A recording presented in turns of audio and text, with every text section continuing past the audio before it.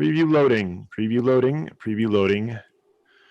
All right, let's do speaker view. All right. Hello, everybody on the live stream. If you'd like to join us in the Zoom, it's sellerroundtable.com/live. We're going to get started here shortly with Gracie, and she is I used the word ninja last week, Amy, so I can't use ninja again. What should we use? Expert sounds too official. Top TikTok. I don't know. See, I'm too old to be cool. I can't do it. I want to hear you guys. I want to see what you guys come up with. I don't want to fill in the blanks here. Savant. Let's call her a savant. Savant. Okay. Whoa. Okay. Or well, she's in Georgia, so the TikTok Southern Belle. Hi, y'all. Okay. Hey, y'all. Hi, y'all. I don't consider myself very Southern. Oh, I'm more of like a Atlanta city girl. I know. Like, all right. I don't have an accent. I sometimes wish I did. Don't at all. Yeah, I know. That's so interesting. Surprised. Yeah. All righty. I think we're ready. Looks like we're on all the channels. So let's do this. All right. I will record Amy, as should you, just in case. Sounds good. And let's get started. All right, here we go. Weird. Okay, there we go. Hey, what's up, everybody? This is Andy Arnott with Amy Weiss. And this is Seller Roundtable number 106. And we have Gracie Ryback on today. Welcome, Gracie. Thank you so much for being on. Hi, Amy and Andy. Thank you guys so much for having me. Very excited to be here.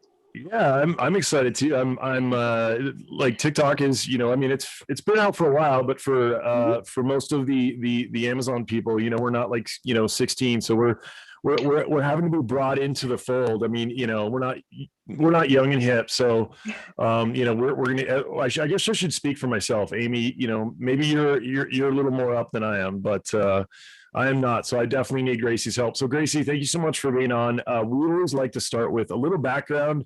We know where you live and where you're born and raised, but everybody else doesn't. So give us a little background, where you're born, raised, school, kind of your street cred up to today. Okay, sure. So my name is Gracie. Hello. I guess I would call myself an influencer in the Amazon space, Amazon influencer for the sake of a name. I actually, just to give you a little personal background about myself, I grew up in the South of the United States. And in college, I studied psychology and public relations. So we see where my degree went. But after college, I was working for Jordan Belfort. If you guys are familiar with him, he is kind of big in the sales world. So I kind of got my start in kind of a traditional sales sense.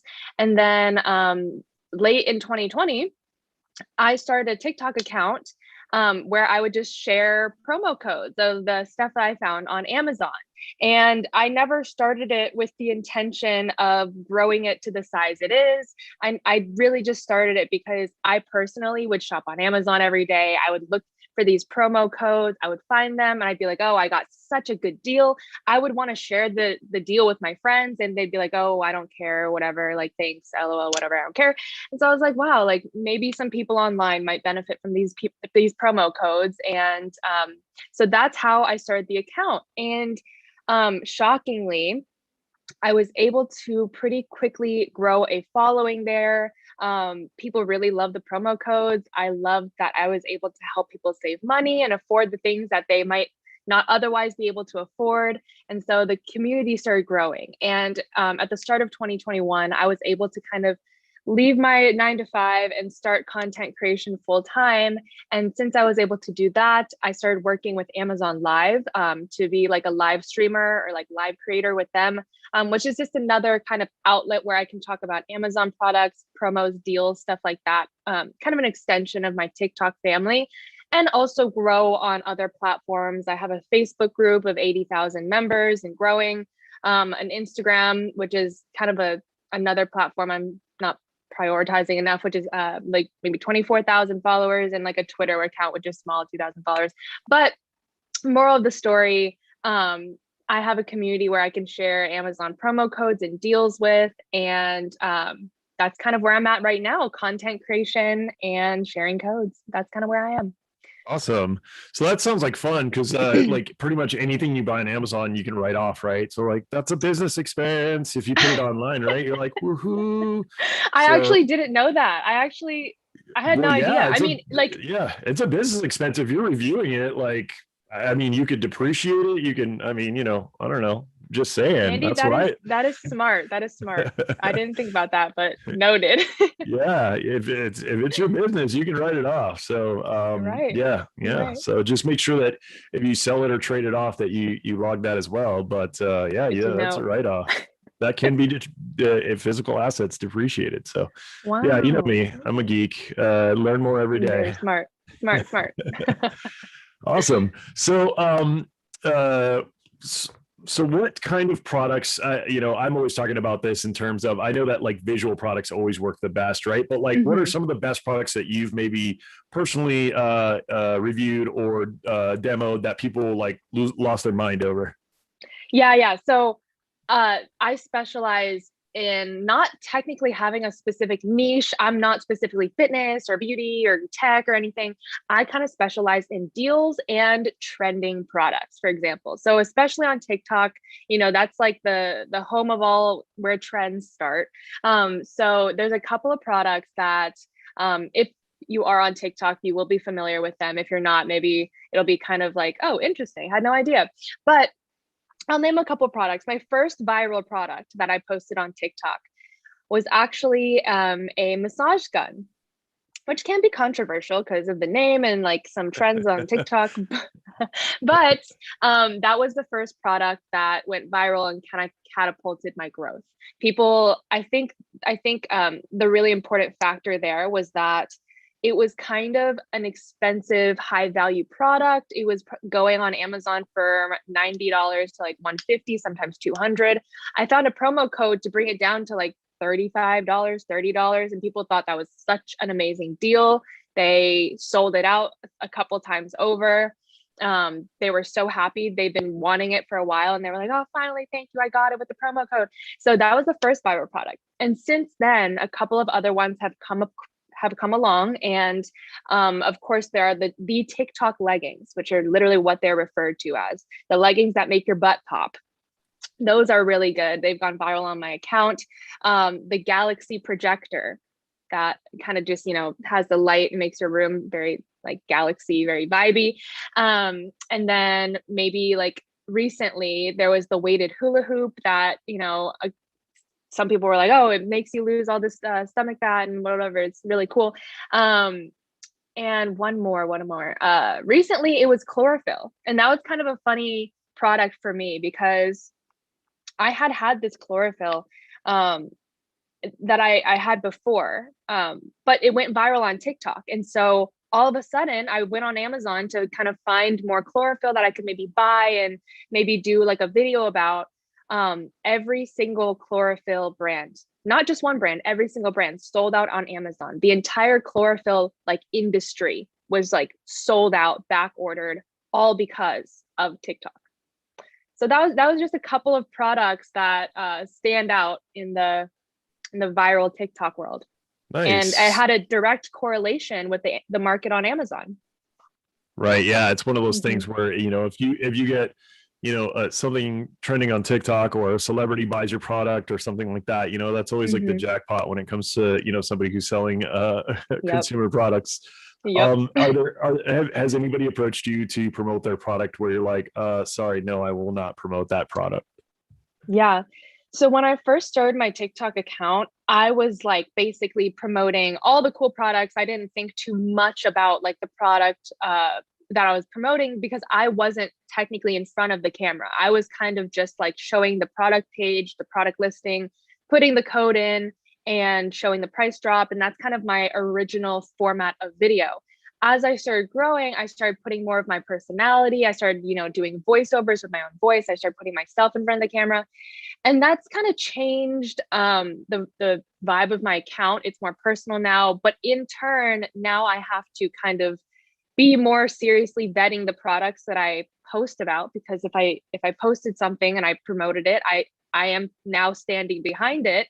And that is a lot more important, just to make sure that I'm not promoting something that, you know, could potentially be dangerous or bad quality, or will eventually blow back on me if something happens. So now I try to vet the product by looking at the reviews, just look at the product itself. I don't want to promote any like sketchy, like, you know, weapons or stuff like that. That could be considered weird, but there are a couple factors that I look at, such as reviews. Sometimes I ask for a sample of the unit just so I can try it myself and familiarize myself with it.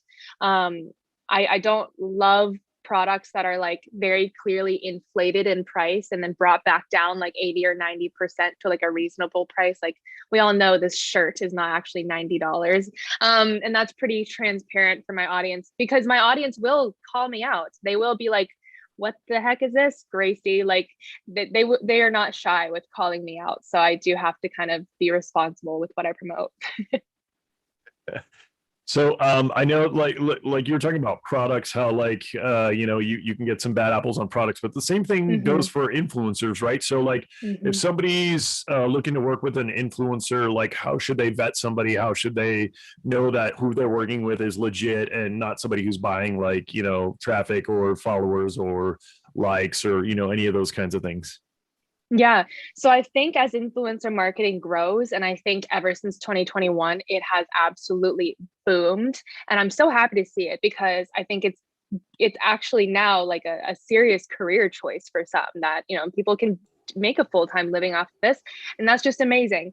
I think when a brand is trying to find or vet an influencer, I think there are a couple ways I would recommend. First, like searching out the influencer. And there is a certain amount of research involved with this. A good way to find them is going on social media like Instagram, TikTok, Facebook, stuff like that, using hashtags, maybe finding Facebook groups. Hashtags are a really good way to find influencers. And then I think as a brand owner, you should to be, you know, familiar with your product. Is this a very niche product? Is this like a fitness product, or is this like a certain niche? Is the selling point the price or the deal? Like, what is the selling point of your product? And based on the selling point, find the influencer that matches your product, because the brand, product, and influencer match is very important. You're not going to find like a fitness influencer to rep McDonald's, for example. So that's a good vetting process. Luckily for brands, there are a lot of websites that can kind of expose influencers that are buying fake likes or fake followers. A lot of influencers do. It's very transparent nowadays. If somebody has 100,000 followers on Instagram, why are they getting 200 likes on their picture? That's just not, it just doesn't make sense. So there are a lot of like websites you can go to kind of like search for a specific account's engagement, and they will expose and say like, ooh, their engagement rate's really low, or their followers aren't necessarily legitimate. So luckily for brands, there are good ways to vet in that process. So to kind of make an extension off that point, as an influencer, once an influencer decides like, okay, I'm going to start taking this seriously and I'm going to really work on getting these brand deals and reaching out to brands, the next step would be to get a media kit. And with a media kit, the three things to focus on is engagement rate, conversion rate, and basically proven sales or content that has driven proven sales in the past. And I think those are the three most important things to focus on from an influencer standpoint, but also a brand should be able to ask for those three things when searching for an influencer. I love it. But we're going to make you spill the beans. What are like a couple of your favorite websites that people can go and run that query? Okay. Okay. Oh, Gosh, I put you on the spot. Yeah, you did. So you can tell us later. No, there's one that I can basically get off the top of my head. I think it's called. You put me on the spot. It's all good. You'll tell us at the end. Yes, I will. At the end, we'll tell you what those are so that you stay till the end, right? All right, Amy. Yep. Stay till the end to get the, I like the website. I love that. Already hooking them in. So, I mean, my next question for you was actually how to find those influencers. And Mhm. you kind of talked about that during Andy's last question, where you talked about using hashtags. Mhm. So you talked about using the product's selling point Mhm. and the promotion that you're going after. So, you know, for an influencer like you share coupon codes. So Yes. if I'm running a really great launch deal, I could look for, even if I have a fitness product or any type of product, I could reach out to someone like you, because Mhm. there's a lot of deals influencers, right? So Mhm. just when I'm launching and I have a really good deal, I could look out to deals influencers to help me get the word out about my deal. But after that, when I'm looking to grow my product, you mentioned hashtags that I should be using. Mhm. So can you give me some examples of how we might look for hashtags for, let's say I'm selling I sell cat products. So let's say I'm selling a cat product. How do I find hashtags that are related to my product? And Okay, good then use question. those hashtags to find influencers. Yes, good question.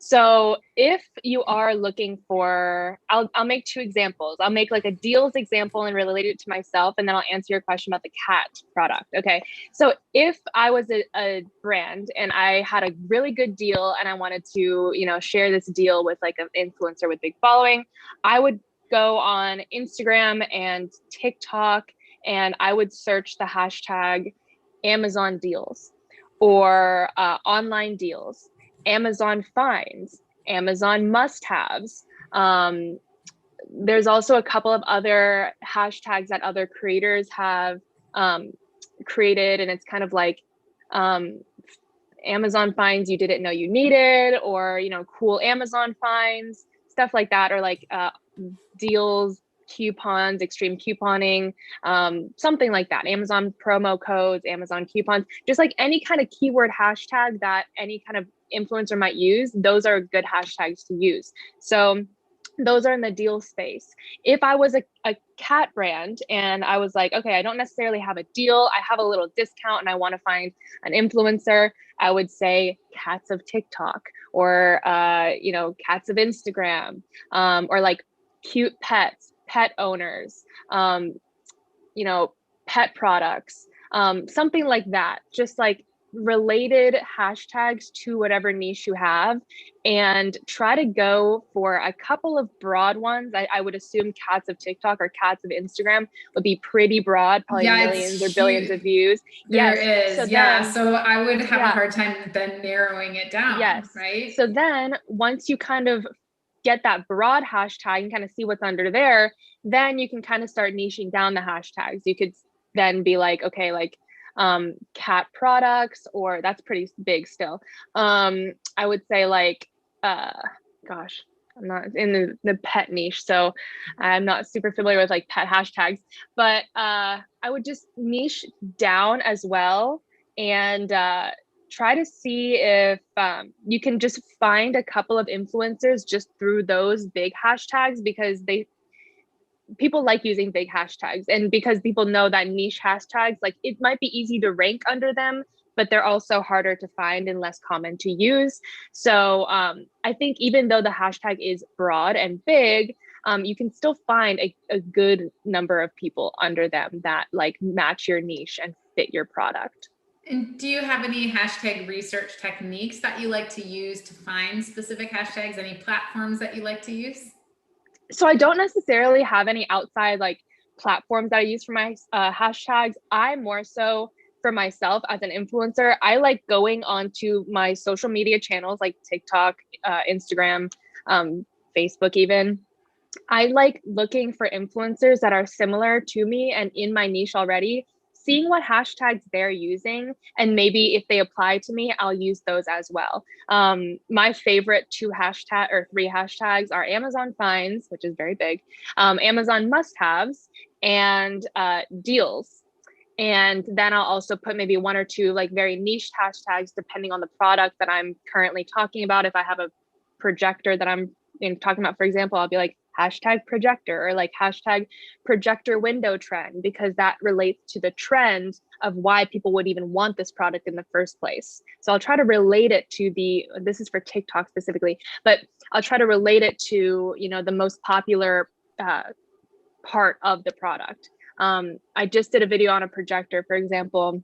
There's a TikTok trend that kind of goes with it, where you project a window onto your wall and it looks like, it's snowing outside or it's a beach outside when it's not.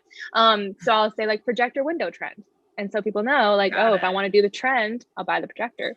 Well, and the other thing that people can do, TikTok and Instagram and Facebook are all search engines. So yes, they can always start typing in a hashtag, and then suggested hashtags will come up. And so, for example, they could type in projector, and then they might see projector window trend. And if they don't know what that is, they can pull it up and see what the results say. And exactly. That will help them, kind of like, for example, if I'm looking for cat products and I do hashtag cats and I see what the suggestions are on Insta, on Facebook, on TikTok, and then I look at the search results, I can kind of start niching down and digging down in, right? Exactly.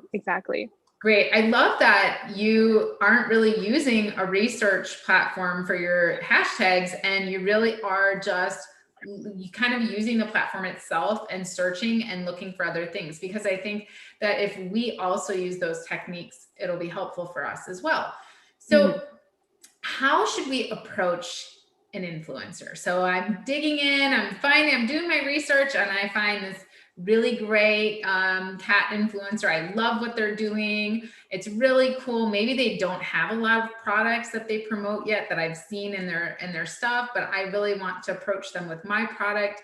How do I do it? Should I do it directly through the platform Messenger, or should I go through one of those influencer websites like Shoutcart?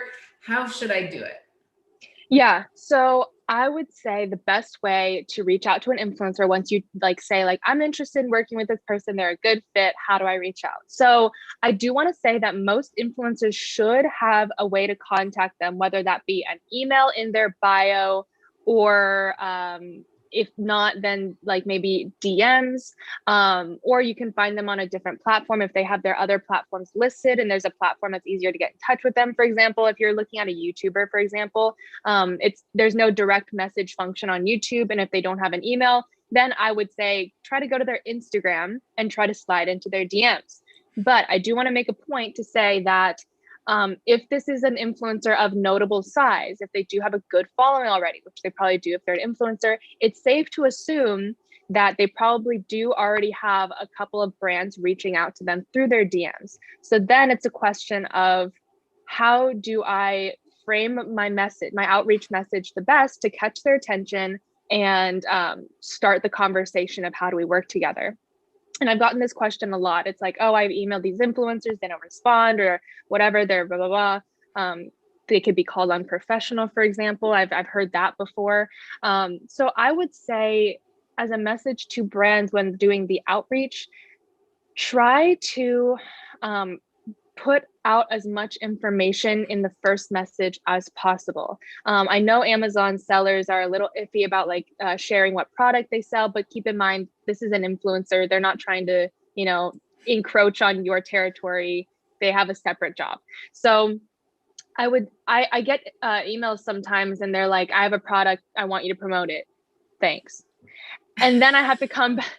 Then I have to come back and be like, hi, what is your product? What, can you link it? Are you able to provide a coupon code for how much? Then I have to follow up with a bunch of questions, and then it just kind of makes the process a lot longer for both parties. And so then if they decide not to move forward with you, then you've just wasted all of your time and you spent all this time with them. Where if they were to approach you and say, hey, Gracie, I love what you do. I love your show. I have a really great product. Here's the promotion I have coming up. Here's the link. What's the process for sharing it on your channel? Would that work? That's it. Share your product. I mean, you don't have to do a whole history of your company or brand. You don't, that's okay. Leave it short, but just say hi, we are a company that sells this, maybe provide a link. We'd love to share our product on your channel. We're able to provide a discount code of this for this much. If you can mention budget, please do so. Say like if you're reaching out to a small influencer and you're just trying to do a gifted collab, then you could be like, we currently don't have a budget, but we are willing to offer this. Does that work for you? Are you willing to work with us for this? Maybe in the future, we can make it a long-term cooperation, and we could, once we have a budget, then we can pay you. But for this first one, blah, blah, blah. And then you can start getting into like the details of like what you can offer them as well, instead of like, I have a product, promote it. Yeah. And then the influencer, when they get that message, they can make an educated decision or an educated answer about like, okay, I like your product. Like I'm willing to do it for gifted or whatever budget. And then you can start talking next steps. But the more information you put up front, the faster you can kind of get through that information to get to a decision or answer, whether that be yes or no. And it just saves time for both sides, because I feel like managing my inbox is like a full-time job within itself. Yes. And it's because I'm like, it's always like what's this information? Can you tell me this? It's like a fight of information on both sides.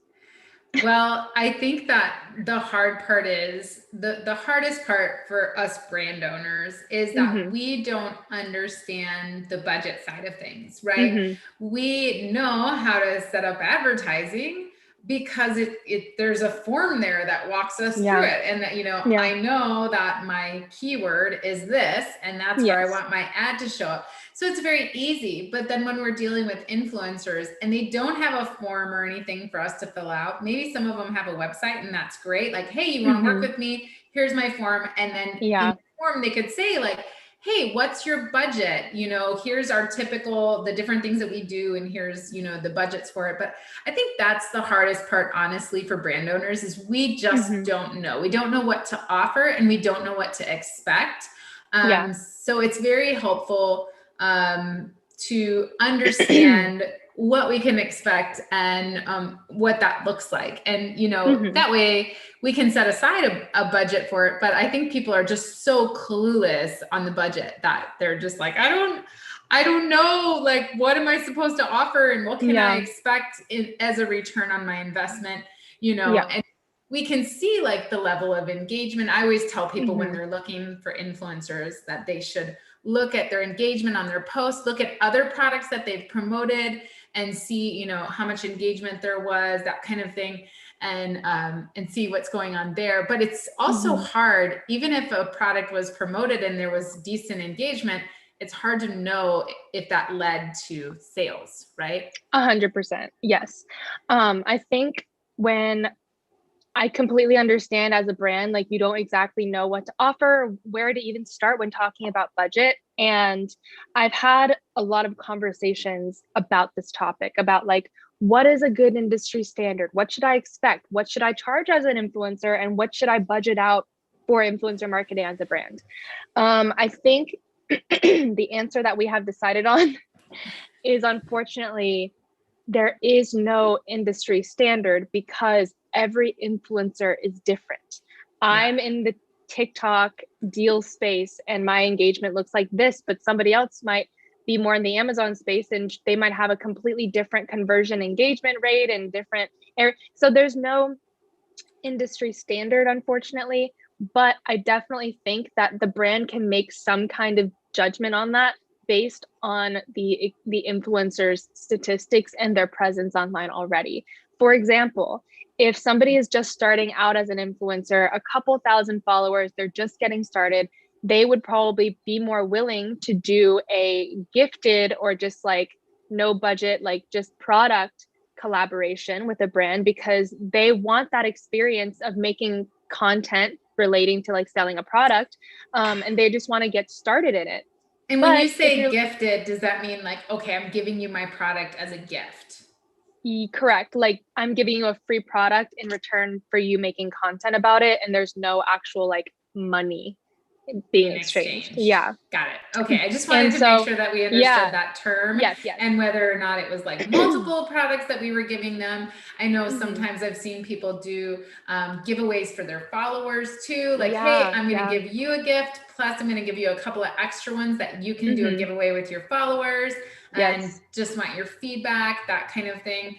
So I love that. And I totally understand that every influencer is going to be different. And it's also on the brand too, because Yeah. the brand has to come up with, you need to have a really great looking product. You need to have a good quality product.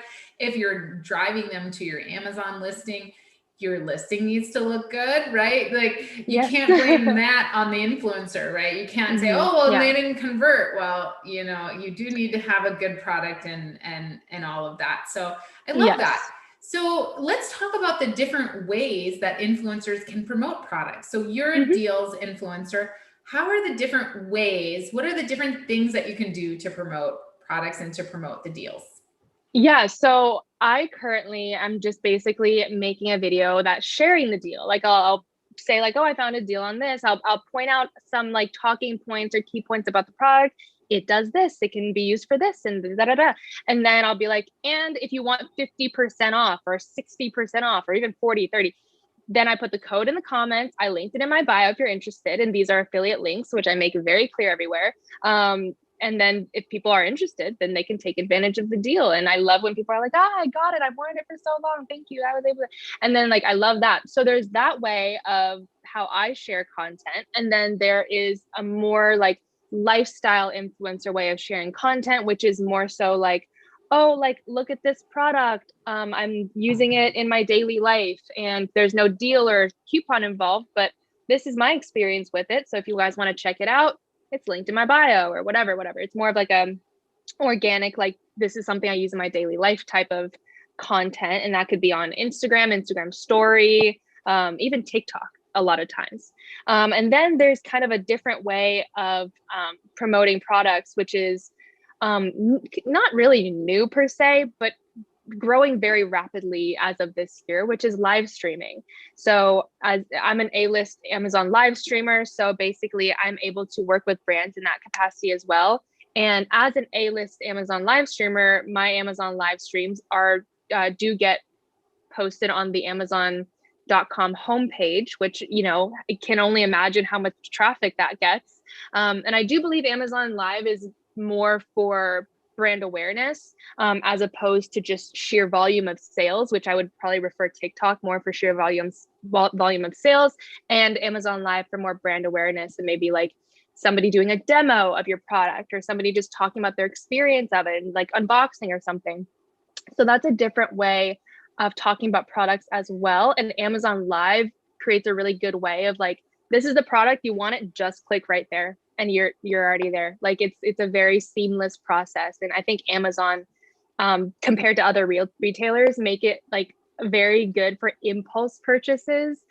You literally just, switch apps, scroll a bar and it shows up at your door. And there's nothing easier than that. And so I think that like kind of plays into the culture of like, oh, impulse purchase. And that's kind of a really good way of selling. Yes, definitely. I think, and I definitely want to talk about Amazon Live today a little bit. But I know it's still very new. It's still very kind of up and coming. There's not a lot of brands doing it. And for that reason, the brands that jump on early can do very well because there's sometimes the only live videos out there. But also on that note, it's still growing. There's still a lot to be done. So it's like, it's great that you're also doing that stuff on TikTok and other platforms as we're growing the Amazon Live. But I love that Amazon's doing that. That's awesome. Because there's definitely some crazy Amazon fans out there. Like there are people that brag about their Amazon shopping habits. Yes. It's like a whole cult following where like there's like Amazon memes and like, oh, my Amazon like driver here again for his daily stop. Like it's just like there's a whole like culture of it, of like Amazon fans. I'm part of it, but I love that. Yeah. And so speaking of Amazon fans, what are the best social media platforms for promoting Amazon products? TikTok is one of the big ones. Point blank, period, TikTok. So for example, the hashtag Amazon deals, Amazon finds, Amazon must-haves, those I wrote them down, your three favorite hashtags. What would you say the volume is of people looking for those types of hashtags on TikTok versus other platforms like Facebook or Insta? Yeah, so I think it is important to note the culture of each social platform. Like there's a culture on TikTok that's very different from the culture on Instagram. That's very different from the culture on Facebook. So I think TikTok kind of plays into the viral trending products and combining that with the impulse buy. And deals is where I play into that. So I think there's a little, kind of not meme, but like little joke on TikTok. It's like rolling your eyes emoji, opening the Amazon app again. And it like when people see a product that they want on TikTok, it's like a few seconds in their brain before they're like, all right, I'll buy it. And then they switch apps. And usually it's very easy because on TikTok, you can find an affiliate link or it's linked in the bio or in the comments somewhere. You just switch over apps. You literally buy it within 2 seconds. You're like, okay, anyway, back to TikTok. And so that's kind of how I've seen TikTok going. And I think, sorry, I forgot your question. Was it about hashtags? Well, it is about like what platforms are the best, right? Oh, yeah. So, yeah. The volume, you said TikTok is definitely the best for promoting Amazon products. But I was just wondering, of your favorite hashtags, Amazon deals, Amazon must-haves. Oh, the volume. Those hashtags, like the volume between. So are there more people searching on Facebook? Are there more people searching on Instagram? And then we were talking about the culture of, each platform. The culture is a little different where you're saying, and this is what I think I'm getting out of it. You're saying on TikTok, it's so much easier to engage with that affiliate link and move on over to Amazon, check out, I got my Prime deal, I got my coupon ready to go. Push the little button, right back to TikTok. Where if we're on Instagram, we have to deal with the bio links, right? Where it's not as easy to click a link. The live platform is not as good, where demonstratable on TikTok is so easy. It's demonstratable. We can talk about it. It feels more interactive. Facebook, I've seen, I would say probably Facebook's number 2 right behind. And then maybe Twitter. I know a lot of people look on Twitter for deals. But in Facebook, I know there's a lot of people because on Facebook you can post a link, right? You can say, go right here, claim your deal, and then they'll even there's certain Facebook ads where they will follow up with that person and say, hey, you haven't claimed this offer yet. And so there's different ads you can do on Facebook where you can promote your deals as well. Yes. So I think like Instagram and Facebook, for example, aren't bad ways, or even YouTube where people can do like Amazon favorites and have their affiliate links in the bio. But I think a good point I want to highlight is kind of where the culture's attention is. Like, I feel like now the currency is attention. Where are people looking? Where are people spending their time, especially on social media as it's growing? And I think TikTok is doing a really, really good job of setting the stage for other platforms. Check out Instagram Reels, check out YouTube Shorts. Who are they trying so hard to be? TikTok. So there's a number that I Googled just now, and I wanted to highlight like how many users are on TikTok right now. So I think as of June 2020, which is last year, there are 92 million Americans that use TikTok monthly, and 50 million are on the app every day. Wow. And there are, so those are, I'm not sure of the numbers, I just Googled it, but I think the attention right now is focused on TikTok. So if you were to look up those hashtags on TikTok, Amazon finds, Amazon must-haves, you see the top videos under those hashtags have like 10 million views, 20 million views, 5 million even. And keep in mind that that is not paid traffic. It's organic traffic. It's views, and the conversion rates are so crazy high just based on that impulse purchase of the TikTok culture. So just the sheer amount of eyes that are on TikTok right now, those are eyes that have moved away from Instagram. Those are eyes that have moved away from YouTube and Facebook. Not to say that those other platforms don't have eyes, but they're all fighting for our attention, which I feel like I've seen a lot of focus on the attention on TikTok right now, at least for right now.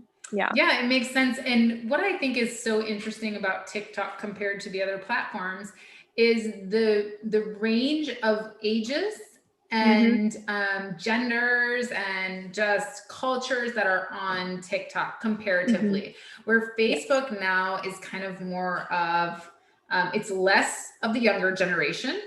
It's more, they think of it as kind of their parents' and grandparents' platform now.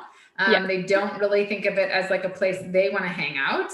And then you've got Instagram, which is like the younger to mid-age, you know, it's more hipster. It's more like, oh, we're communicating in photos, you know, that kind of, and then Facebook owns Instagram. So it's kind of melding together there. And then Twitter has always been quick news. That's always, you know, because it doesn't last that long. So Pinterest is more like research. YouTube is more like, you think of YouTube as like a longer and also kind of more research type of platform. Like I'm expecting to see a whole video about an unboxing. But TikTok, we see every age group. Yeah. We see, I mean, everybody's talking about TikTok. Everyone's addicted to it. From the young kids all the way to even the older generation. So I think that there is no other social media platform that compares when we look at just the sheer number and demographics that are on one single platform and highly engaged with it. Yes. I mean, I'm mad at TikTok about that, because every time I get on TikTok, I'm like, I'll start swiping and I'm like, I've been here for 2 hours. What happened to my day? Yes, exactly. And I think you are right about Facebook's culture being kind of not outdated, but just kind of a more old fashioned, like, oh, my parents, my grandparents are on it. And I created my profile back in 2006. And and also you're right about Instagram being more young and hip, but also the culture of Instagram is very perfect and very curated and very just not as authentic or vulnerable or relatable as TikTok is. For example, if I'm creating content on Instagram, I'm more to fit in, I would have to be like makeup on, looking perfect, Facetune, look at this product. And then on TikTok, I'd be like, look, this is a crazy product. Y'all need it.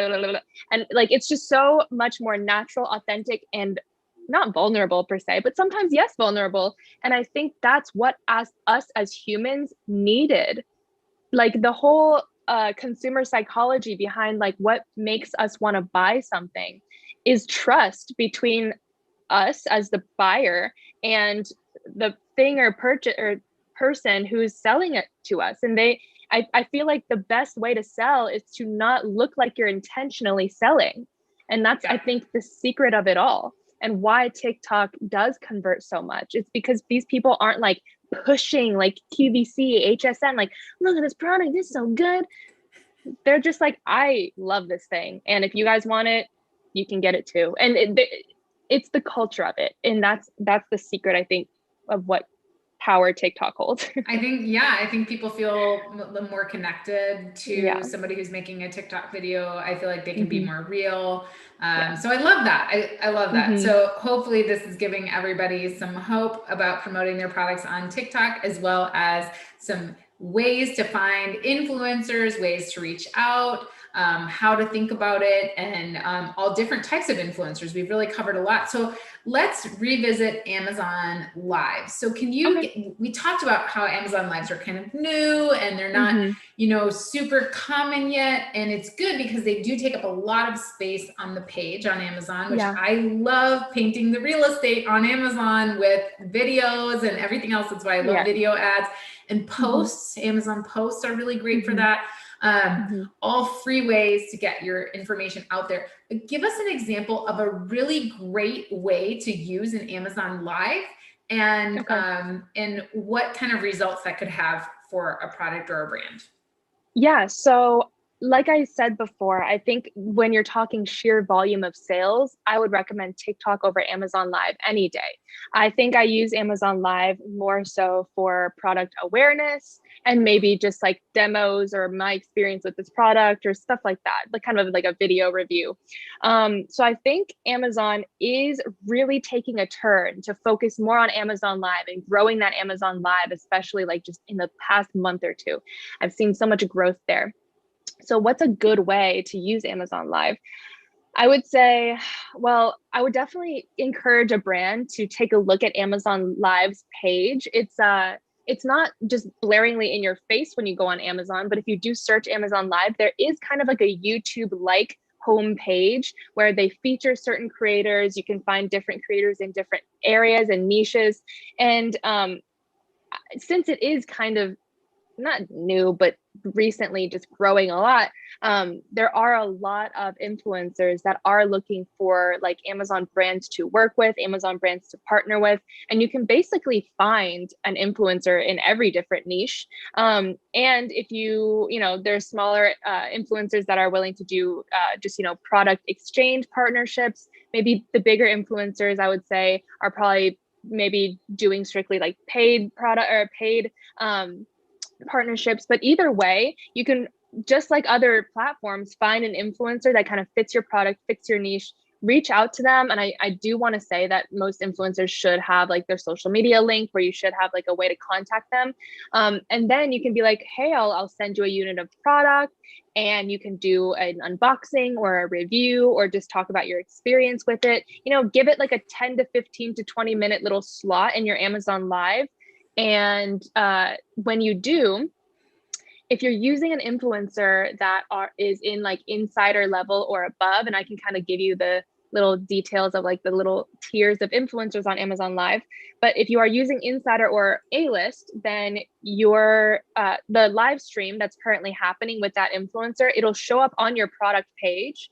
Like when it says related videos, it'll have a live stream going there, and it's live. So if somebody is on your page already and they're like, well, I don't know about this product, then they can scroll down a little bit, see somebody actively using it, talking about it, selling it per se, and then being like, oh, this person's likes it, and they can see a little demo of it, and that might help the buying decision, I think.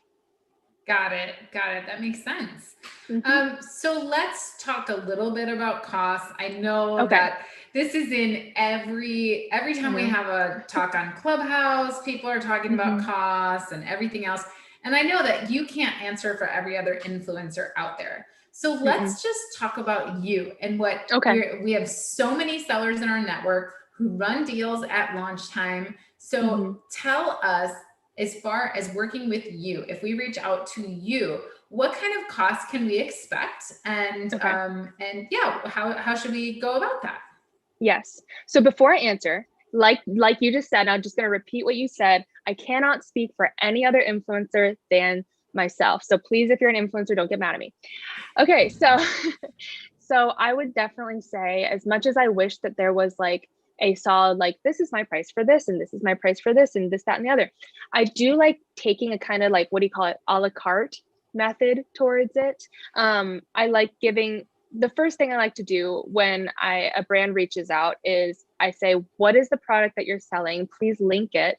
And what is the amount of discount you're able to provide? So first I look at the product and I say, is this a product that would make sense on my account? Or I'm thinking TikTok specifically when I say this.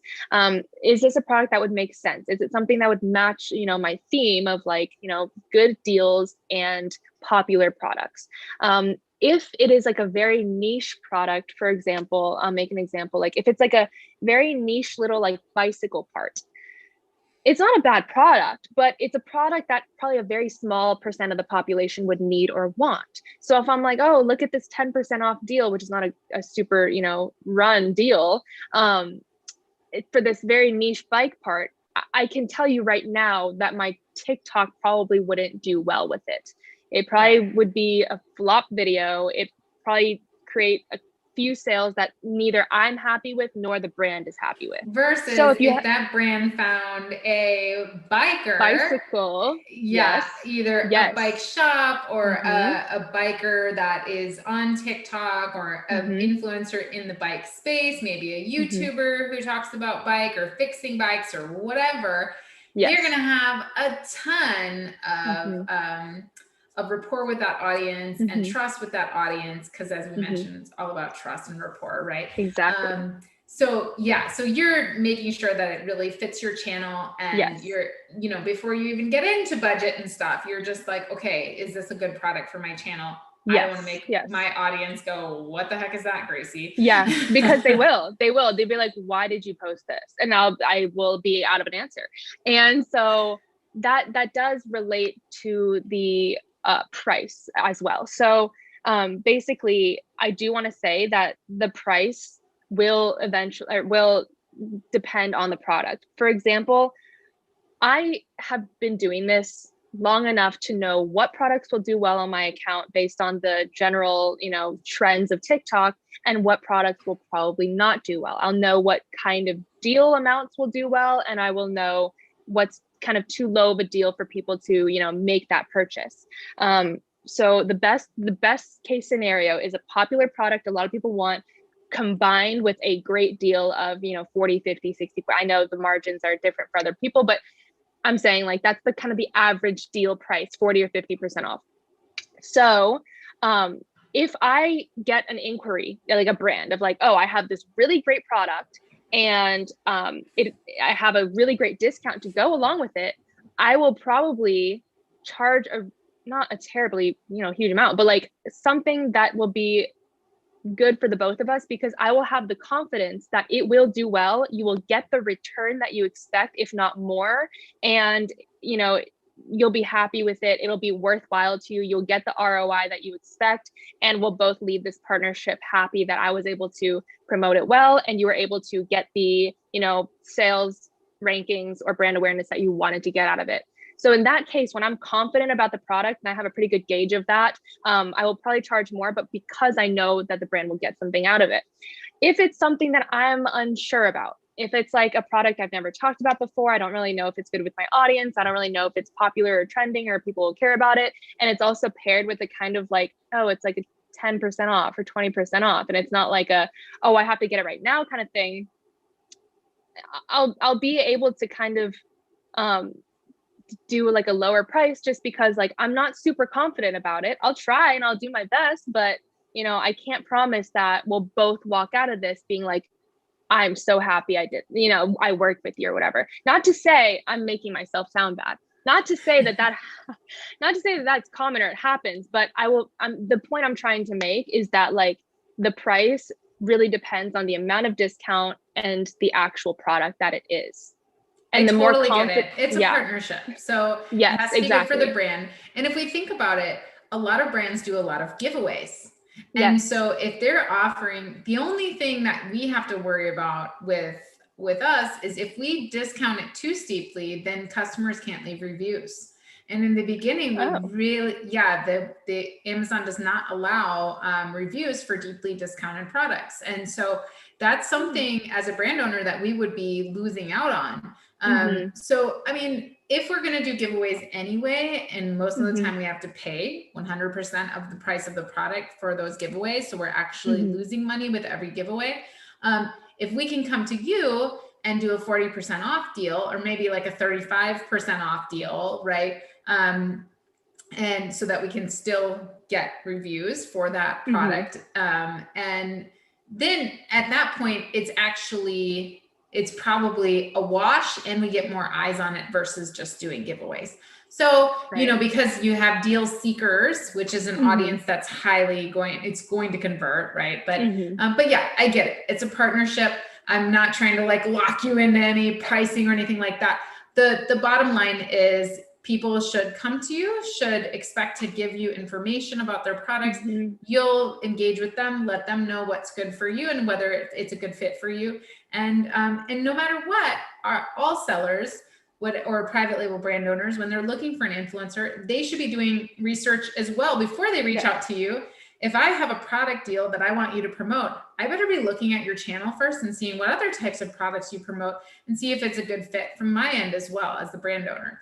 So I think it should be a win-win on both sides. I mean, you're promoting it for me, and vice versa. It works out. It's a good partnership. I help your channel with a really great product and a really great deal. You help my promotions. It's a win-win.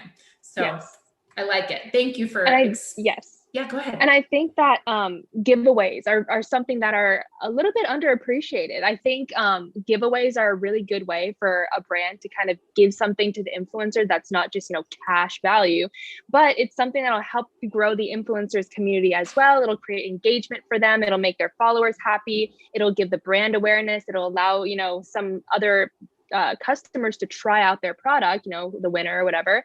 So I think that's a really good way to for brands to kind of compensate influencers in a way that is affordable for them, but brings both sides benefits as well. Yeah. Cool.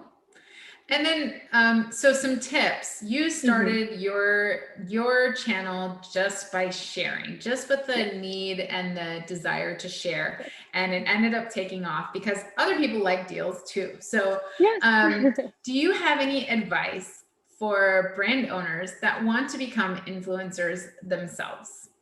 Yeah. So I encourage, if a brand has somebody who is, comfortable with being the face of the brand and comfortable with talking about it and sharing the product, great, amazing. You have an influencer on the team and they should start creating content for your brand.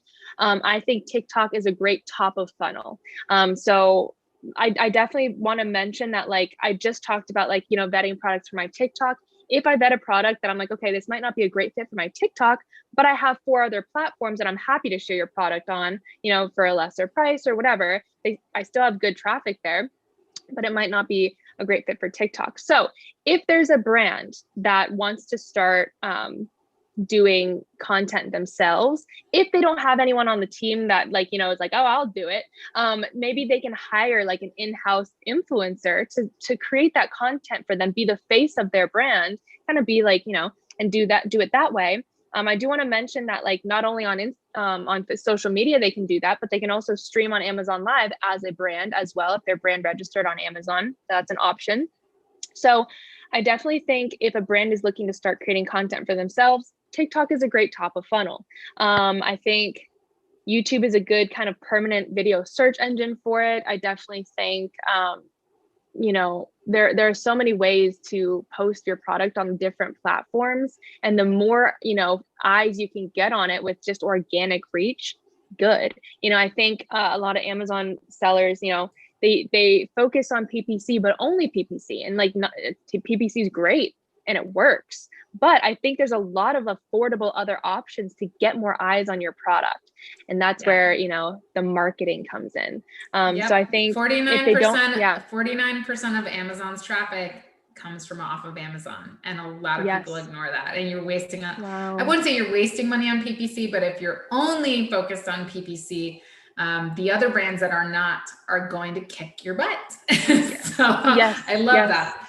Well, very good. We so appreciate having you on, Gracie. We learned so much about the different platforms and ways to promote our products and how to contact influencers and a little bit more about what you do.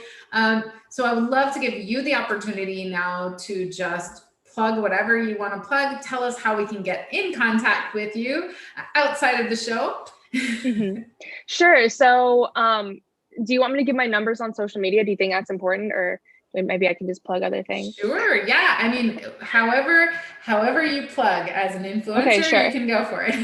Okay, sure. So I'll just plug everything. So my biggest platform is TikTok, where I share, coupon codes, deals, promo codes about things on Amazon. I have 1 million followers there. I have a Facebook group with 84,000 members and growing. I have an Instagram with 24,000 and a Twitter with 2,000. So even if TikTok isn't the platform for you, then there's another platform where I can share your product or deal on. I've already driven over $2 million in revenue to Amazon in the last, 5 to 6 months. So while I haven't been doing this for years, I have a pretty good gauge of the market. And if you want to get in touch with me, my username on all those platforms is Deal Cheats, DEALCHEATS. My name is Gracie. And if you want to get in touch with me, then you can DM me on Instagram, Deal Cheats there as well. Or my business email is Gracie Marie Business, GRACEYMARIE business@gmail.com. All right, perfect. Well, I so appreciate your time today, Gracie. Thank you so much for being here. And I think a lot more people are going to add you or an influencer to their launch and promotion strategies. So thanks so much. Thank you, Amy and Andy. Thank you guys so much for having me. And I hope I helped and brought insight to some of these sellers. And I think influencer marketing is absolutely something to hop on to get your product sales up. So thank you guys. Yes, thank you. And thanks everybody for listening to another episode of the Seller Roundtable. Please rate and review and subscribe. We appreciate all of you so much. We're always getting feedback from you. And we appreciate you being here. It's one of our favorite things to do every single week. So, all right, you guys, we'll see you next time. So, Andy had to go suddenly, and he's still streaming. He's still streaming live. So okay, gotcha. So we're still on. Yeah, he had a little bit of a little emergency. So I hope everything's okay. Yeah, I'm hoping that. Let me see if I don't know. I might be able to. I hope everything's okay. I know we're just. Yeah, he messaged me in the middle of the show and said I gotta go, and so okay. I'm gonna try and figure out a way to kill his live stream. Well, hey to everybody still watching. Yeah, exactly. So very cool. Okay, Gracie, give us give us some examples of the best sellers that you have promoted recently, and I will log in with Andy's stuff here. Okay, sure. So a couple of the big products recently. So I named like the massage gun, the TikTok leggings, the Galaxy projector, the weighted hula hoop, the chlorophyll that popped off recently. A couple other things that went viral on my account was a dash cam, because there are apparently a lot of insurance scammers out there. Who knew? A dash cam. Okay. I know. It seems like such a daily. I actually have mine right here that I actually am going to make a video about. Oh my god. That's my dash cam. Let's see what else. There's ring lights, which isn't technically like a, viral product, but it's something that everybody's always asking for a deal on. Let's see. I mean, still to this day, like the products I just named, like they're still doing very well on. All right. I'm trying to look up my own TikTok account. And it won't work. Okay, cool. So yeah, I don't know the other products, but there are so many in different niches. I think when you're looking at like, there's a popular product in every niche. So there's like the 2-piece sets if you're talking about clothing. There is the, Revlon hair dryer brush if you're talking about hair. There's if you're talking about makeup, there's a couple of viral products there. There's just, so I know. I think I was able to claim host, and so we're able to end our live session. Gracie, thank you so much again for being here, and thank you for filling in the space for me while I figured this out. Yes, of course. So we're good now? Yep, we're good to go. Okay, we're good now. All okay, right, cool. We'll see you next time. Thanks so much. Okay, thank you.